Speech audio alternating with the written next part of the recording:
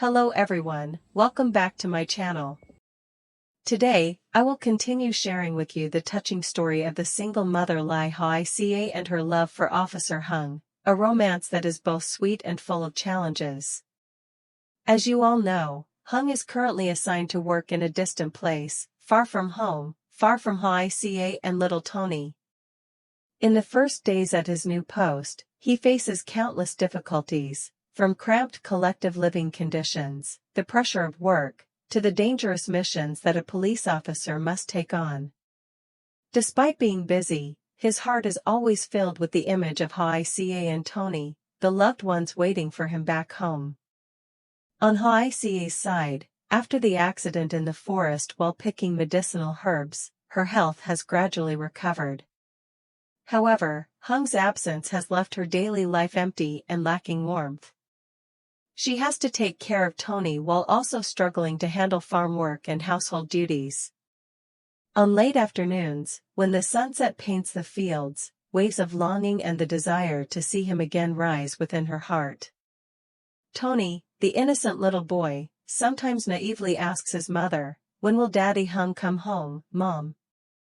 That simple question makes Hoai Ca's heart both warm and heavy, because she knows this separation will last, and both mother and son must learn to become stronger. So, in this new workplace, what challenges will Hung face, and what will he do to keep their love and faith alive in Hoai Ca? And Hoai Ca, will she be able to endure the loneliness while nurturing her small family with Tony, without the most important support by her side? All of this will be revealed in today's story, so stay tuned. After a long and exhausting journey, Hung finally set foot in his new workplace. It was a strange land, both unfamiliar and somewhat harsh. Fortunately, a colleague from the same unit warmly helped him and arranged a place for Hung to stay. Thanks to that, he quickly found a temporary yet stable accommodation, easing some of the worries about daily life. This morning, Hung officially began his very first working day. From early on, he neatly put on his police uniform and walked into headquarters with a mixture of nervousness and determination. In the meeting room, his superior briefed the situation. Recently, several incidents had disturbed public order, most notably, an assault on a local resident followed by theft, which left the community shaken. The atmosphere in the room was tense. Each teammate's face showed absolute seriousness. When assignments were given, Hung was entrusted to join the main investigation team, tasked with gathering clues and working closely with his comrades to pursue the case. It was a major responsibility, especially for someone just newly assigned like him. Leaving the meeting, Hung couldn't help but wonder, do I have enough courage to quickly adapt and perform well? How can I prove my ability to my superiors and teammates? Rising within him was a fierce determination. He knew this wasn't only a duty to his profession, but also the trust that Hoai Ca had always placed in him. Meanwhile, back in their hometown, Hoai Ca and Tony were waiting each day for news from him. She didn't know that from the very start of his job, Hung was already facing a great challenge, a dangerous case that could become a turning point in his career. Right after receiving his assignment, Hung and a team of colleagues immediately arrived at the crime scene. The air was still heavy with chaos. The victim's house had been ransacked, chairs and tables overturned, belongings scattered across the floor. On the cement ground, darkened bloodstains remained, dried into irregular patches. Curious onlookers crowded around, their eyes filled with fear and anxiety, yet also glimmering with trust at the sight of the police officers present. Hung took a deep breath to steady himself. Quickly, he and his teammates began their work. The area was cordoned off with police tape, and every corner was carefully inspected. A camera was used to capture every detail, from the blood spatters to the marks of struggle left on the furniture. With his sharp eyes and practical experience, Hung noticed details that most would overlook: a faint shoe print on the damp floor, several fingerprints on the wooden doorframe, and most strikingly, a trail of blood leading from inside the house toward the narrow alley behind it. Wearing gloves, he carefully picked up each piece of evidence, even a torn thread of fabric caught on the fence, likely left when the suspect injured himself while fleeing. Everything was sealed meticulously: fingerprints, the torn fabric, blood samples. These samples would be sent to the DNA lab for comparison against the criminal database. Beyond that, Hung drew a detailed map of the suspect's possible movements, marking every location the attacker might have passed.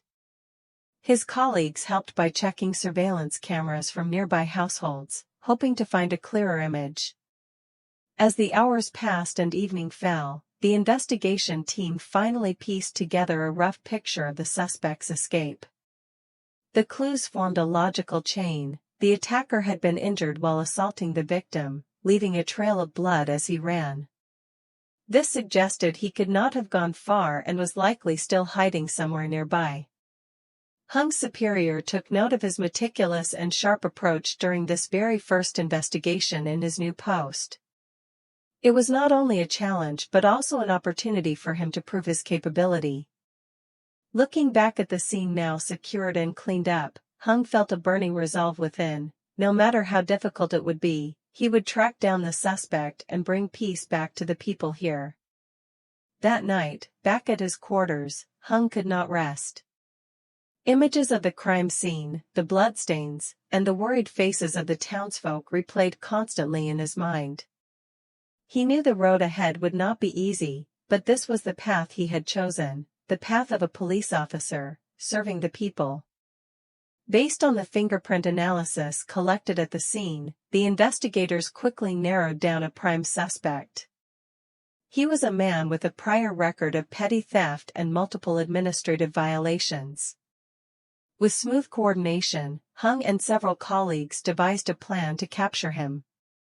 That evening, as soon as the suspect appeared at the old market, the task force swiftly closed in, subdued him, and escorted him to headquarters for questioning. Inside the interrogation room, the man initially acted defiant, constantly denying, dodging questions, and even showing signs of arrogance. But faced with undeniable evidence, the fingerprints matching the crime scene, the torn fabric identical to his clothing, and the corroborating witness testimonies, he was eventually forced to bow his head and confess. After hours of tense questioning, the suspect revealed the names of several accomplices. It turned out the assault and theft had not been an impulsive act but a premeditated crime, planned and divided among the group. He was only the direct perpetrator. Behind him was an entire network of organized criminals. However, the investigation soon hit a dead end when the accomplices fled. Using cunning tactics, they had managed to escape the area and erase their traces, making the pursuit extremely difficult. Every lead seemed to end in a blind alley. Even so, Hung and his teammates refused to give up. He knew that if they let go, these criminals would continue to spread fear among innocent people. Seeing the victim still injured, and the worried eyes of their family, only fueled his determination. Hung told his colleagues, "No matter where they run, we will track them down. Justice must be served, and the people deserve to live in peace." In the following days, the team met continuously, planned strategies, divided tasks to collect more information, and reviewed possible hideouts and connections the criminals might rely on. The case had entered its most challenging phase, but it was also a true test of Hung's perseverance in his new post. He knew that behind him were not only his comrades but also the eyes of Hoai Ca and Tony, watching and waiting. That gave Hung unwavering faith. With persistence, the truth would be revealed, and justice would always prevail. After many days and nights of relentless investigation, following every faint clue, Hung and his colleagues were forced to go undercover, blending into the daily lives of ordinary people. During those days, he was no longer the stern policeman in uniform but a mechanic fixing bikes, at times a small trader, quietly observing every alleyway, every suspicious figure. At last, their efforts paid off. Through a series of secret phone calls and suspicious transactions, Hung discovered the whereabouts of the ringleader behind the robbery.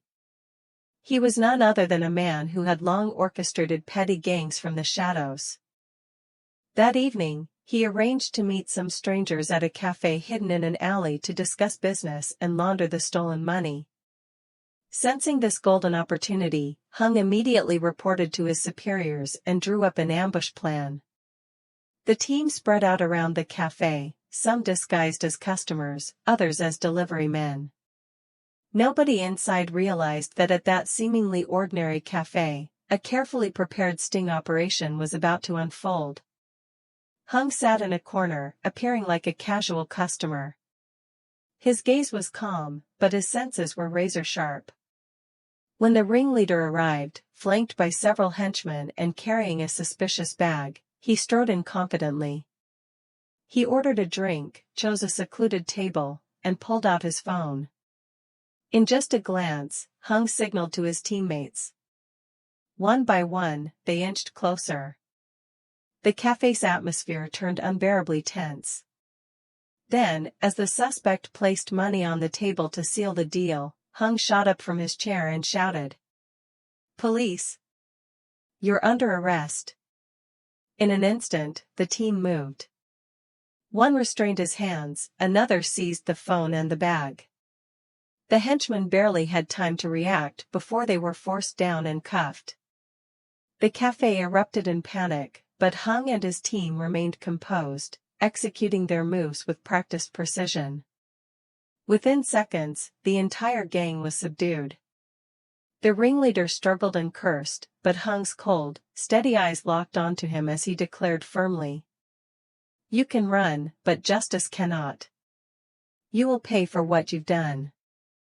The metallic snap of handcuffs echoed through the cafe. Onlookers gasped, fearful yet filled with admiration. The case had reached its turning point, the mastermind was caught, paving the way to dismantle the entire gang. Once taken to headquarters, confronted with irrefutable evidence and the investigators' relentless pressure, the ringleader finally broke down. He confessed everything, the crime, the escape plan, even past offenses.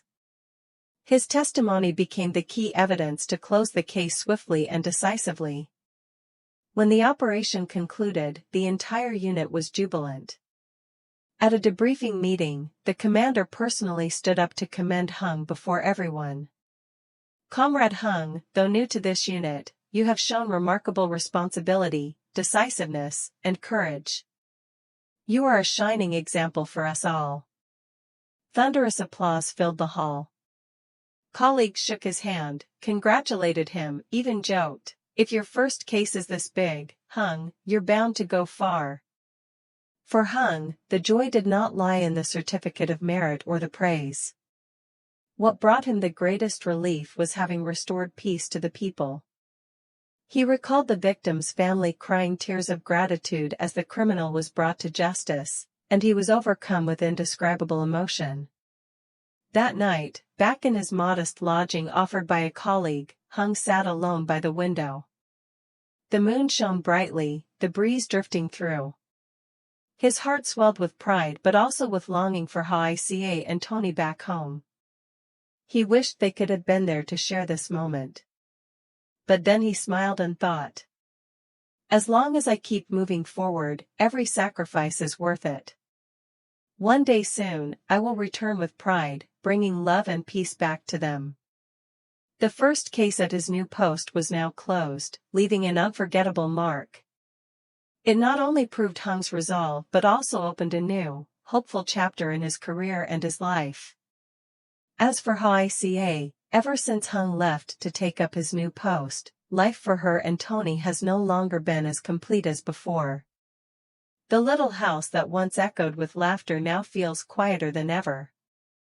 Every morning when she wakes and looks at the empty space beside her, where Hung used to lie, her heart tightens.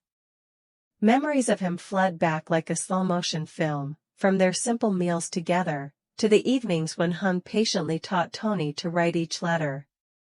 Now, it is only mother and child. Often, Hoai Ca sits silently, holding Tony in her arms, softly calling Hung's name as she lulls the boy to sleep. Her longing is not loud, but it lingers, gnaws at her, leaving her sleepless many nights. Yet, Hoai Ca refuses to collapse. She knows that if she gives in to weakness, not only she but also Tony will suffer.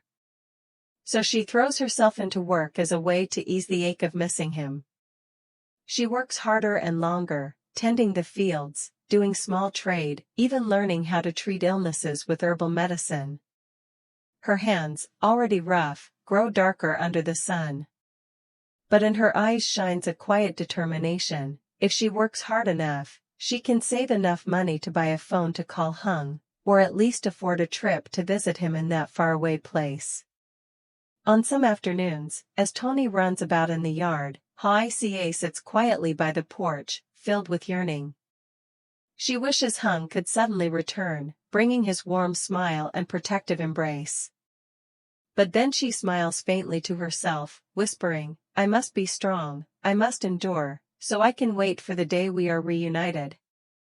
It is love, faith, and her responsibility toward Tony that have become the greatest driving force for Hoai Ca, helping her overcome loneliness and emptiness. Deep down, she firmly believes that one day, all the sacrifices of today will be rewarded with the happiness of being whole again by Hung's side. In her free time, Hoai Ca devoted herself to tending the small garden around her house. After the recent storms and floods, many crops, plants, and livestock had been badly damaged. Seeing the desolate yard, her heart ached. But instead of grieving or complaining, Hoai Ca told herself she had to start over, little by little, because that was the only way she and Tony could keep going. Every morning, before the sun rose high and while dew still clung to the leaves, she would carry a small hoe into the garden.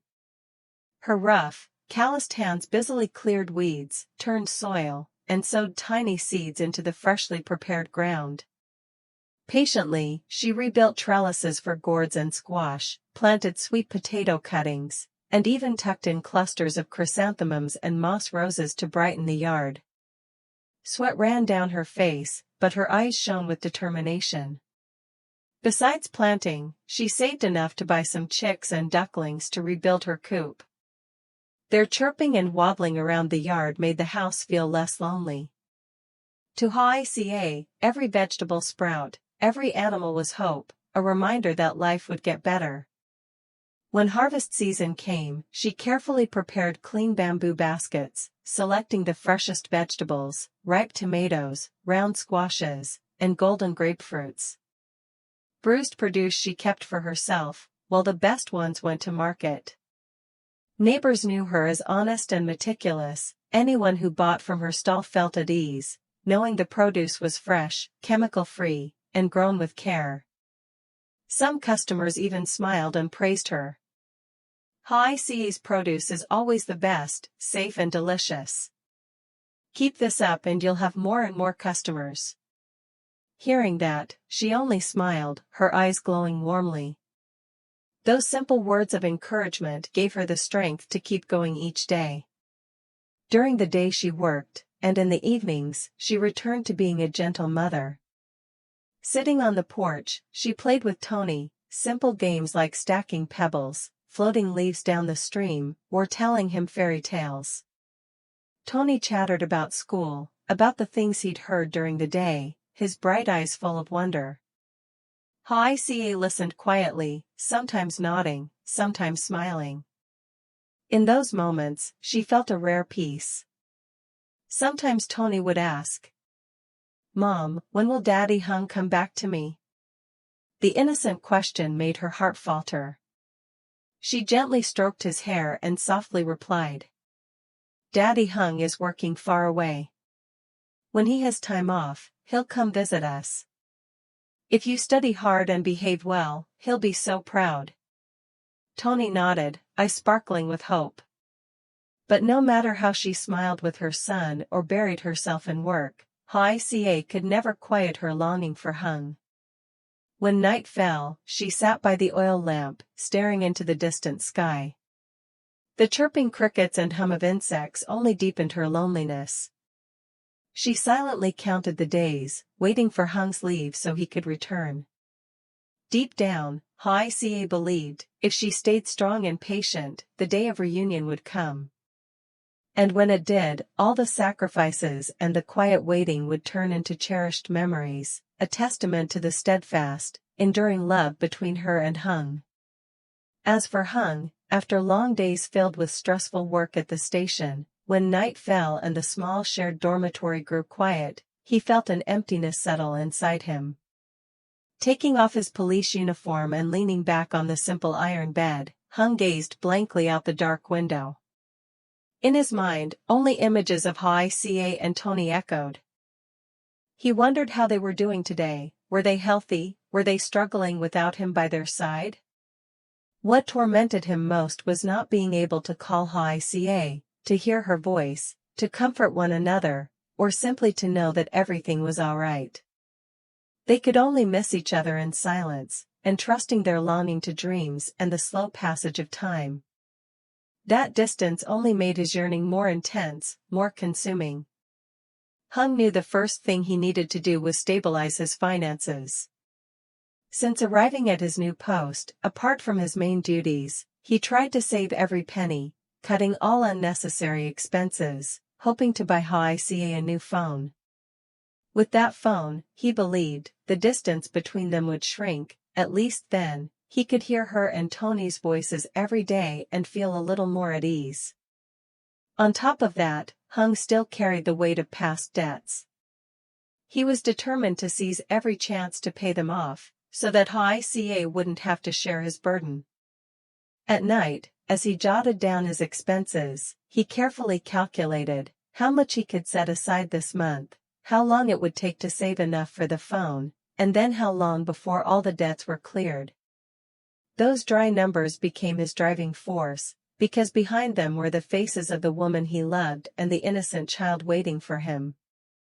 Deep down, Hung understood the road ahead would be difficult. But he also believed that if he remained steadfast, one day not too far away, he would return, not only with the pride of what he had accomplished in his work, but also to a more complete home, where Hoai Ca and Tony were waiting for him every single day. One evening, after finishing his duties at the station, Hung quietly found a secluded spot in the barracks and called Ha's mother. He knew that Hoai Ca had often visited her house to learn more about medicinal herbs, so he hoped she would know how she was doing. Hearing her voice on the line, Hung couldn't hide his impatience. "Auntie, how have Hoai Ca and little Tony been lately? Has anything happened?" Ha's mother hesitated for a moment, then slowly explained. A few days earlier, while collecting herbs in the forest, Hoai Ca had slipped and fallen, sustaining a painful injury. She and Ha had rushed to help her, and luckily, after being treated and cared for, the wound was healing.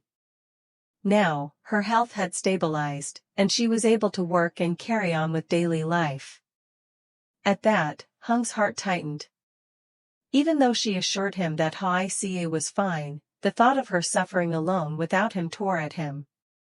A wave of helplessness rose within him. He wanted to drop everything and rush back that very night, to see her with his own eyes, to hold the hands that had once been soft but were now rougher from hardship. Yet reason held him back. He had duties at the station the next morning, and he could not simply leave. Sensing his worry, Ha's mother softened her voice to reassure him. "Don't worry, we've been taking turns visiting Hoai Ca and little Tony these days. She's fine now, there's really nothing to be afraid of. Tomorrow I'll drop by her house again, and I'll call you. If you're free, I'll let you talk to her directly, it will ease your heart." Her words brought Hung some relief, though his longing remained. He nodded faintly, his voice trembling. "Yes, thank you so much, Auntie. Please keep an eye on her and Tony for me. I owe you a great debt for this." After hanging up, Hung sat in silence for a long while.